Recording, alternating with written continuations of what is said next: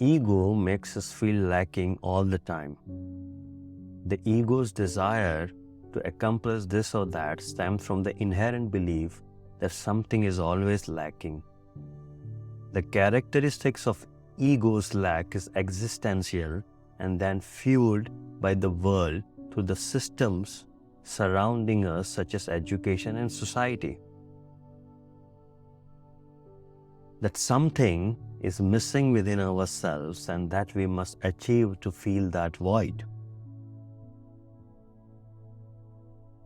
See, I'm not saying here that striving to achieve this or that and making your life better with possessions is not worthwhile. I'm not saying that, guys.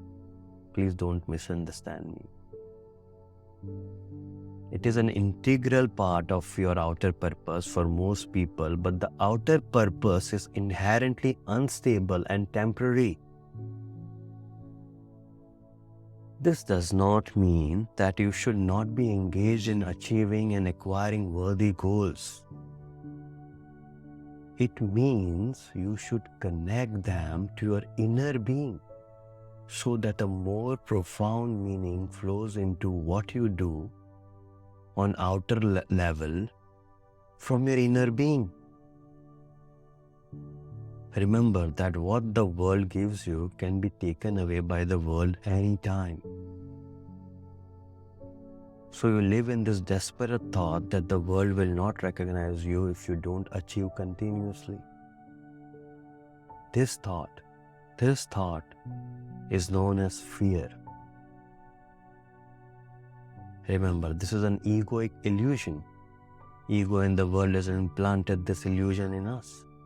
The dysfunctional thought of inner lack lies at the root of fear. It manifests itself in several ways. For example, we always want to look and feel perfect. Yes, the common fallacy of perfectionism.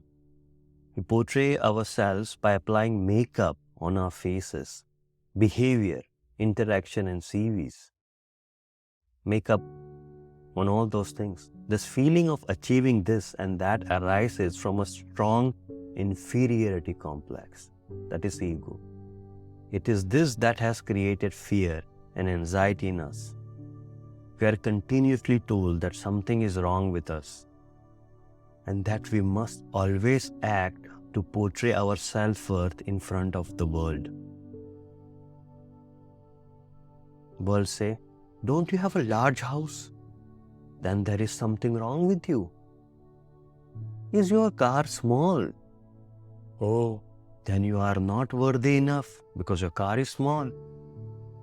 Buy our new product and it will enhance you.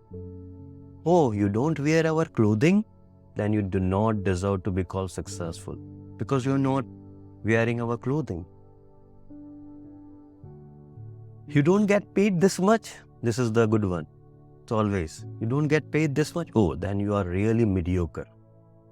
What keeps you alive, goddamn? People don't accept you in their circle or invite you, right? You are not deserving of life. That's what you are continually told. Your whole self-worth is based on the world's perception of you. Nobody comes to you and tells you that you are whole, beautiful, and wonderful exactly as you are. Did anybody come and tell you that? Not even your parents. That you are enough as you are. That you may be weak in skills or knowledge, but you are whole as a being. All signals we receive from the media, educational society, or other people can be seen as attempts to make us feel inferior or diminish our being or cover up our being. So in this case, what is the secret of living fearlessly? Do you want to know that? You assume that something is missing in you, hence you are in the continuous process of becoming in all area of life. True or not? Becoming in all area of life. This is a process going in your life. Kindly know this. what is genuinely precious can never be taken away from you. You are ever eternal being that has just identified with your mind and body.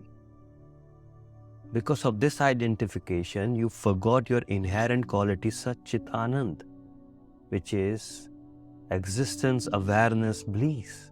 The world has never given you anything meaningful, so how can it deprive you of it? How it can taken away if it not given you anything meaningful? Your being essence is so inextricably linked to your existence that no one can touch it. No one can take it. So the secret of living fearlessly is to be unattached to the outer world. The more you rely on the outside world, the more terrified you will be of your life and in your life. Remember that you may miss worldly materialistic things here and there, like knowledge, ability, money, status, and so forth. Yes, you don't have that much maybe, but it's all illusionary and transitory anyway. These things of the world are simply the tip of the iceberg. Your being is always eternal, aware and blissful, and that is the real iceberg.